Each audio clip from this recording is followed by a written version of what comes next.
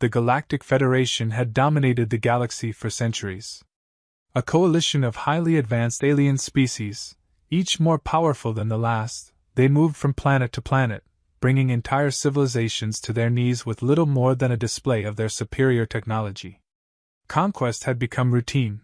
Civilizations would either surrender upon first contact, or be obliterated if they dared resist. It was always the same. There was nothing in the galaxy that could challenge the Federation. At least, that's what they believed. Then they found Earth. A small, backwater planet on the edge of the galaxy, orbiting a young star.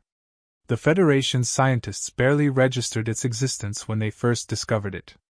Humanity was a species in its infancy, only just beginning to dabble in space exploration. To the Federation, they were primitive, weak, frail. Not even worth the resources it would take to subjugate them. It was assumed that Earth would fall in line like all the rest. After all, what could a species that still used physical bullets possibly do against a galactic empire? The first wave of the invasion was dispatched with little fanfare. A fleet of ships entered Earth's orbit, broadcasting the usual message of surrender.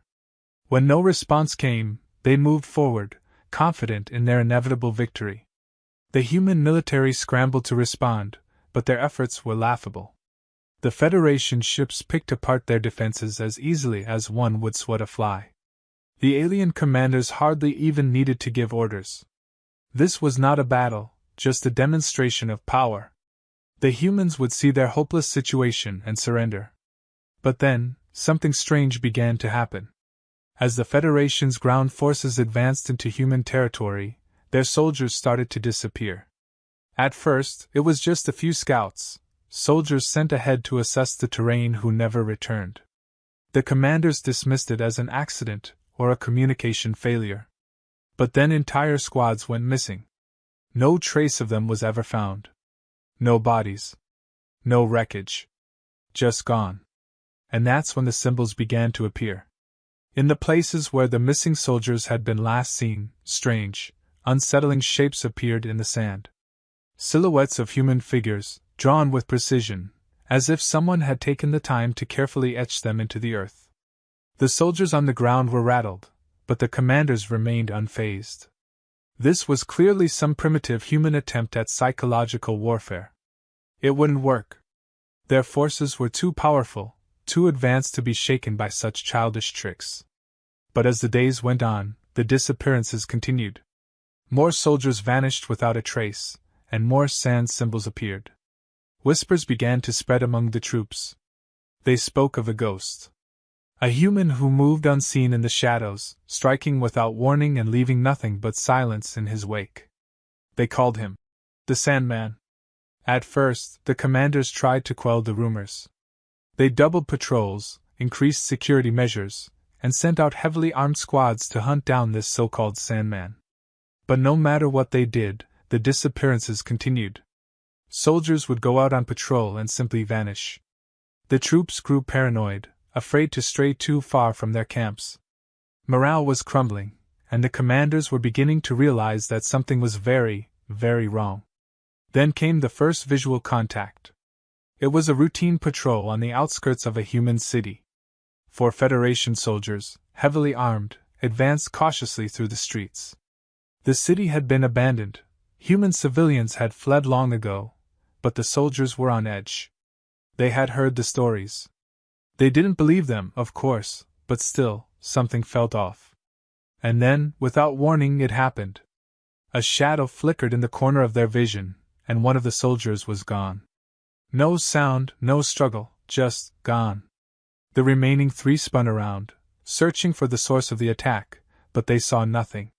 Then another flicker, and a second soldier disappeared. Panic set in. The 2 remaining soldiers opened fire in every direction, their weapons lighting up the empty street. But there was no target. No enemy. Just shadows. In a matter of seconds they were both gone, leaving the street in eerie silence.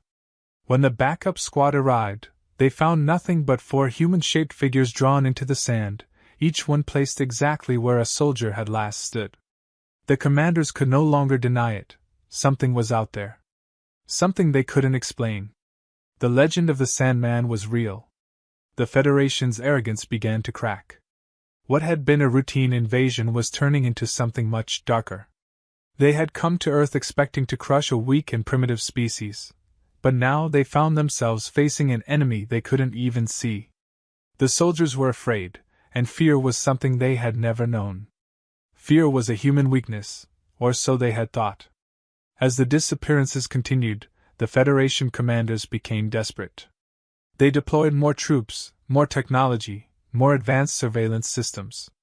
But no matter what they did, the Sandman remained elusive. He struck quickly, silently, and without warning. He left no trace except for the ominous symbols in the sand, and the Federation soldiers had no defense against him. The alien warlords who had once boasted of an easy victory now found themselves whispering the Sandman's name in fear. And all across the Federation's forces, one question hung in the air. How could a species as primitive as humanity produce a warrior like this? How could they fight an enemy they didn't understand? They had underestimated humans. And now, it was too late. The legend of the Sandman grew among the alien ranks, turning whispers into a chilling fear that coursed through their very veins. The Galactic Federation had never encountered a force like this before. Their psychic warriors, with all their advanced capabilities, began to feel the weight of uncertainty. Who was this human who evaded them with such ease? The arrogance that had once fueled their confidence began to erode as reports of missing squads piled up. As the Sandman continued his relentless campaign against the invaders, he operated not just as a soldier but as a master of psychological warfare. He understood that fear could be as powerful a weapon as any laser or missile. His targets were always the sentinels of alien technology, those who believed themselves untouchable. He struck under the cover of darkness, often appearing in places where the Federation thought they had complete control. The Sandman used the very terrain of Earth to his advantage, adapting to each environment as if he had lived there for centuries. With every strike, he left behind a symbol, a silhouette drawn in the sand, a ghostly reminder of the soldiers who had vanished. The figures were not just marks, they were a statement. The Sandman was here, and he was watching. The psychological effect was profound. Alien soldiers began to question their own senses, doubting their training and capabilities. Some reported seeing figures lurking just outside their camps, shadows dancing in the periphery of their vision, always just out of reach. The Federation's initial confidence turned into paranoia. Meetings among commanders grew frantic as they debated strategies that had worked against countless civilizations before.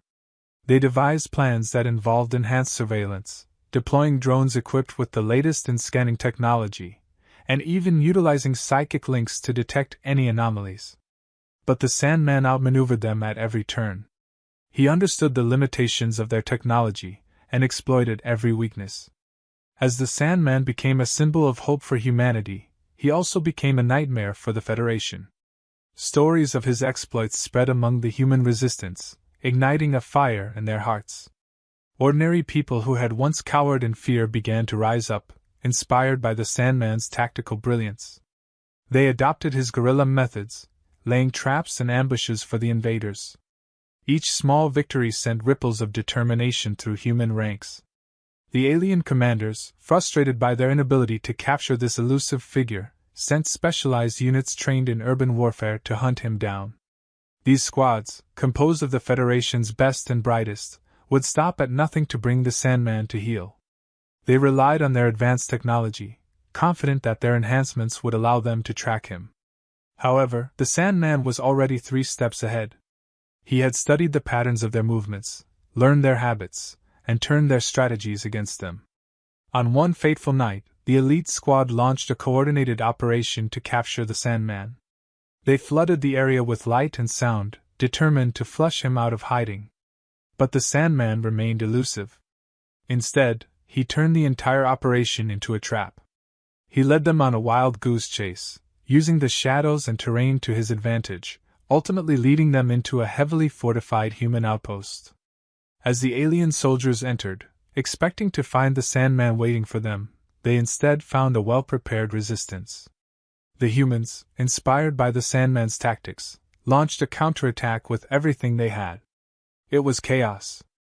Alien soldiers, who had once felt invincible, were now faced with the ferocity of humanity fighting for its survival. The Sandman became a mythic figure in the heat of battle, his influence stretching far beyond his physical presence. The Sandman's strategic brilliance continued to unfold. He orchestrated the entire confrontation from the shadows, manipulating the battlefield to create openings for his fellow fighters. As confusion reigned, he picked off key targets, sowing further discord among the alien ranks. Their once cohesive units disintegrated into disarray. The confidence the Federation had brought with them began to crumble as they realized they were outmatched not by technology but by sheer human tenacity. Frustrated and enraged, the alien commanders decided to take a more direct approach. They sent out psychic warriors specifically trained to combat stealth and psychological attacks. These beings possessed abilities that allowed them to sense fear and aggression. However, they quickly learned that the Sandman was not merely a man of flesh and blood, he was a master of the mind. The Sandman turned their own powers against them, creating illusions that left the psychics bewildered. The battle became one of wills, and the aliens found themselves facing an adversary who understood the fragility of their confidence. While they expected to leverage fear against humans, the Sandman instilled doubt in their minds, rendering their greatest weapon useless. The once dominant Federation warriors began to retreat from the battlefield, feeling the weight of their mistakes. The tide had begun to turn. As the Sandman continued to frustrate their efforts, the aliens resorted to desperate measures. They initiated a widespread search and destroy order, deploying vast resources to find and eliminate this human ghost. Yet, the more they tried to close in, the more elusive he became. The Sandman thrived in uncertainty, turning every operation against the invaders. By now, the reputation of the Sandman had become legendary. Alien soldiers told tales of the ghost who haunted their dreams and stole their comrades in the dead of night. Human fighters rallied around the stories, drawing courage from the exploits of their silent protector. The psychological battle had shifted in humanity's favor. Fear had transitioned from a weapon of the aliens to one of the humans. Each encounter strengthened the resolve of the human resistance. Ordinary citizens took it upon themselves to aid in the struggle, providing intelligence, food, and safe havens. The Sandman's influence was felt everywhere, transforming civilians into fighters. With every passing day, the Federation's grip on Earth weakened. As the battle continued, the Sandman became a symbol of what humanity could achieve when pushed to the brink. He was not just an operative, he was the embodiment of human resilience. The Galactic Federation, once confident in their superiority, found themselves on the defensive, grappling with the realization that they had underestimated the spirit of a species fighting for its survival. The Sandman had ignited a fire that would not be easily extinguished. The Galactic Federation's desperation deepened as the Sandman's legend spread like wildfire. What had once been a routine conquest turned into a full-blown crisis. Alien commanders convened emergency meetings, grappling with a situation that had spiraled out of their control. They were no longer facing a mere primitive species. They were dealing with a master tactician who was systematically dismantling their forces. As reports of missing troops continued to mount, the Federation's high command began to question their entire approach. The once confident warlords, who had strutted around their command centers, now wore expressions of concern. They had dismissed humanity as weak and unworthy, yet the Sandman had proven that even the most technologically advanced armies could fall to ingenuity and grit. The fear within their ranks grew palpable, feeding into a cycle of paranoia. In response to the unfolding chaos, the Federation initiated a multi-tiered strategy. They dispatched elite combat units equipped with cutting-edge technology specifically designed to detect stealth and neutralize psychological threats. These warriors were the best of the best, trained to combat elusive opponents in the most hostile environments. Their confidence soared, believing that this time they would outsmart the Sandman. However, they failed to grasp the magnitude of their underestimation. The Sandman anticipated the Federation's move. He was aware of their relentless pursuit and their inclination to overwhelm through brute force. Instead of retreating or hiding, he embraced the challenge. He transformed his battlefield into a deadly chessboard, each move carefully calculated to exploit the aliens' weaknesses. He understood that these elite units, while technologically superior, relied heavily on predictability and routine, traits he intended to disrupt. As the elite squads launched their operations, the Sandman executed a counteroffensive that left them bewildered. Utilizing urban landscapes, he crafted traps that turned their own technology against them. He would draw them into narrow alleyways, where their advanced gear became cumbersome, hindering their movements. With every skirmish, he picked off key soldiers, leaving behind not just casualties but shattered confidence. The Sandman was not merely a soldier, he was a psychological force, unraveling the very fabric of the Federation's military might. Rumors of the Sandman's tactics began to circulate among the alien troops. They spoke of strange occurrences, drones malfunctioning, scanners providing false readings, and their psychic warriors suffering from debilitating hallucinations. Each encounter further entrenched their belief that they were being hunted by something otherworldly. Their fear of the Sandman became a self-fulfilling prophecy. They began to falter at the first signs of trouble, leading to hasty decisions that only compounded their failures. As the alien forces faced setbacks, the human resistance continued to grow in strength and unity. Inspired by the Sandman's unwavering resolve, they organized into more cohesive units. Ordinary citizens took up arms alongside trained soldiers, determined to reclaim their planet. The Sandman's methods became a blueprint for resistance. His guerrilla tactics, psychological insights, and stealth operations inspired a new wave of fighters, igniting a collective spirit that the Federation had never anticipated. The alien commanders watched in horror as their once victorious fleets began to falter. Their soldiers, once filled with bravado, now wore expressions of dread. Commanders were forced to confront the fact that the Sandman had become a focal point of resistance. He represented more than a single soldier. He was a symbol of humanity's indomitable spirit. The Federation's grip on Earth weakened with each passing day, and the reality of a protracted conflict began to sink in. In a last-ditch effort to regain control, the Federation decided to escalate their tactics. They would no longer rely solely on specialized units. Instead, they called for an all-out assault on the human heartland. The commanders reasoned that overwhelming force would shatter any remaining resolve. They amassed a colossal fleet, ready to unleash destruction on the human population centers. They believed that a show of strength would crush the burgeoning rebellion once and for all. However, the Sandman remained undeterred. He had seen this coming and understood that the Federation's desperation would lead to reckless decisions. He began to formulate a plan, a final, audacious operation to strike at the heart of the alien command structure. The Sandman knew that if he could disrupt their leadership, he could create a ripple effect that would cascade through the ranks. The Sandman utilized his network of resistance fighters to gather intelligence on the Federation's movements. Every report, every whisper, became a valuable piece of information. He carefully orchestrated a series of strategic strikes aimed at key supply lines, weapon depots, and communication hubs. Each attack was executed with precision, crippling the aliens' ability to coordinate, and reinforcing the notion that the Sandman was always one step ahead. As the Federation prepared for their assault, they found themselves caught in a web of confusion. Their intelligence was compromised, their supply lines disrupted, and their morale shattered. The Sandman's influence grew, and the whispers turned into shouts of defiance. Humans were no longer hiding, they were fighting back with newfound vigor. The Sandman had transformed them from a disorganized group of survivors into a formidable fighting force. In the face of mounting chaos, the Federation's commanders found themselves at a crossroads. They could no longer afford to underestimate the Sandman. His presence loomed large, a specter haunting their every decision. Panic set in as they realized that their initial plan for a swift victory had devolved into a struggle for survival. The myth of the Sandman had become a reality, one that was turning the tide of the war.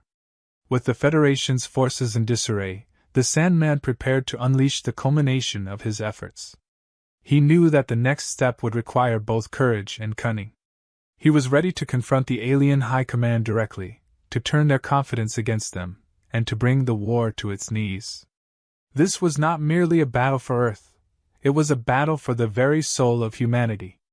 The Sandman was determined to ensure that they would not go quietly into the night. As the aliens plotted their next move, they had unknowingly entered a game of chess against a master. The Sandman had become not just a thorn in their side but a devastating force capable of redefining the entire conflict. And in doing so, he showed them that humanity, when cornered, would fight back with a ferocity they had never anticipated.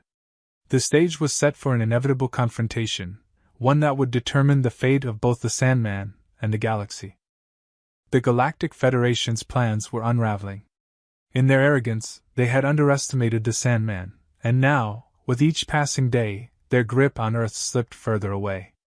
The air was thick with tension as the alien commanders realized they had become ensnared in a trap of their own making. The time had come for the Sandman to execute his final plan, a bold operation that would bring the Federation's leadership to its knees.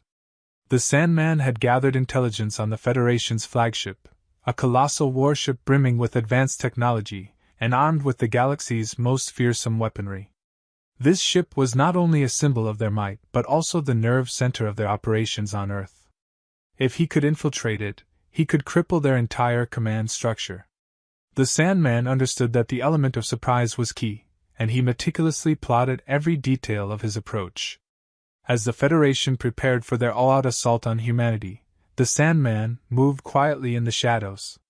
He knew that the aliens were confident in their security measures, relying heavily on technology to keep them safe. However, he was aware that humans could outthink machines. The Sandman's intimate knowledge of guerrilla tactics allowed him to exploit the alien ship's vulnerabilities. He planned to use their own reliance on advanced surveillance and weaponry against them. With a small team of trusted resistance fighters, the Sandman launched his daring infiltration. They approached the flagship under the cover of darkness, using the chaotic backdrop of an impending alien offensive as their cover. The aliens were preoccupied with preparing for battle, leaving the flagship vulnerable. The Sandman led his team through maintenance shafts and service tunnels, evading patrols and security systems designed to deter a traditional assault. Once aboard the ship, the Sandman and his team executed their plan with precision. They spread out, targeting key areas of the ship's infrastructure, communication hubs, weapon control rooms, and power generators. Each member of the team was tasked with disabling systems that would disrupt the ship's operations. As they moved through the labyrinth of corridors, they employed tactics they had learned from the Sandman himself, using stealth and deception to create confusion among the alien crew. As alarms began to blare throughout the ship, the Sandman made his move. He reached the command center, the heart of the Federation's operations. Here, he faced the alien High Command, a group of arrogant leaders who had once laughed off humanity's potential. They were now trapped, scrambling to understand how their ship had become a target. The Sandman stepped forward, a ghostly figure in the chaos, his presence commanding attention. "You underestimated us," he said, his voice steady. The alien commanders, caught off guard, exchanged bewildered glances. They had never anticipated a direct confrontation with the Sandman. They had thought him a mere myth, a figment of their soldiers' fears.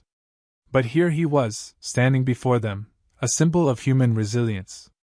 The Sandman unleashed a wave of psychological warfare, exploiting their arrogance. "You thought Earth would fall without resistance. You believed you could crush us without consequence. But look around you. Your forces are in disarray, and your command is compromised." As he spoke, he activated a series of devices he had planted throughout the ship, triggering a cascading failure of systems that rendered the Federation's flagship vulnerable. Panic erupted among the alien commanders. Their advanced technology, which had been their greatest strength, was now turning against them. The Sandman used their own systems to broadcast a message across the ship. "This is a warning to all who dare underestimate humanity. We are not weak, we are survivors, and we will not be silenced." As the chaos unfolded, the Sandman leveraged the confusion to take control of critical systems. He redirected power away from weaponry, shutting down defenses that would have allowed the alien commanders to mount a counteroffensive. The flagship was now a floating prison, the very essence of the Federation's might turned against them. Meanwhile, the Sandman's team executed their tasks flawlessly. They had disabled communication links, preventing the aliens from calling for reinforcements or coordinating a response. As confusion reigned within the command center, the Sandman and his fighters moved with precision, picking off stragglers and securing their foothold. Outside the flagship, the human resistance, emboldened by the Sandman's actions, launched a coordinated attack on the remaining Federation forces. They struck with renewed vigor, capitalizing on the confusion and fear that had spread through the alien ranks. The Sandman's reputation had become a rallying cry, uniting humanity in a way that had been previously unimaginable.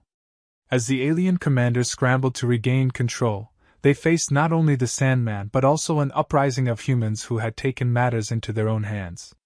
The very soldiers they had dismissed as insignificant were now striking back with a fury fueled by desperation and hope. The battle was no longer about technology or brute force. It was a struggle for the survival of a species that had been underestimated for far too long. With the flagship in turmoil, the Sandman made his final move. He confronted the highest-ranking alien commander, a being whose arrogance had epitomized the Federation's underestimation of humanity. "You thought you could come to Earth, to my home, and take what isn't yours without consequence. Today, you learn that humanity does not bow to tyranny." The commander, realizing the gravity of the situation, attempted to regain composure. "You may have disrupted our command, but you will not win this war." But the Sandman was unfazed. "You're mistaken. This isn't just about winning a battle, it's about asserting our right to exist. We are no longer the prey." As the Sandman delivered his final blow, he initiated a self-destruct sequence for the flagship, ensuring that the Federation would remember this day. He stepped back, knowing that he had done his part. The ship would be a testament to the futility of underestimating humanity, a warning to all who dared challenge them. The explosion lit up the sky as the flagship erupted, sending shockwaves through the alien ranks. The remnants of the Federation's forces, already shaken by the uprising and the loss of their command center, turned to flee. The Sandman's message had been clear: humanity would not be extinguished so easily. With their flagship destroyed and their forces in disarray, the Federation was forced to retreat. The Sandman had become a living legend, a figure who had turned the tide of the war. His actions would echo throughout the galaxy, a reminder that underestimating humanity could lead to catastrophic consequences. As the dust settled, the humans emerged victorious, united by the trials they had faced. The Sandman had not only defended Earth but had ignited a fire of resilience that would carry forward. The battle had been won, but the war for their freedom would continue. Humanity had proven that it would fight for its survival, and the galaxy would forever remember the day they learned that they could not afford to underestimate the spirit of Earth.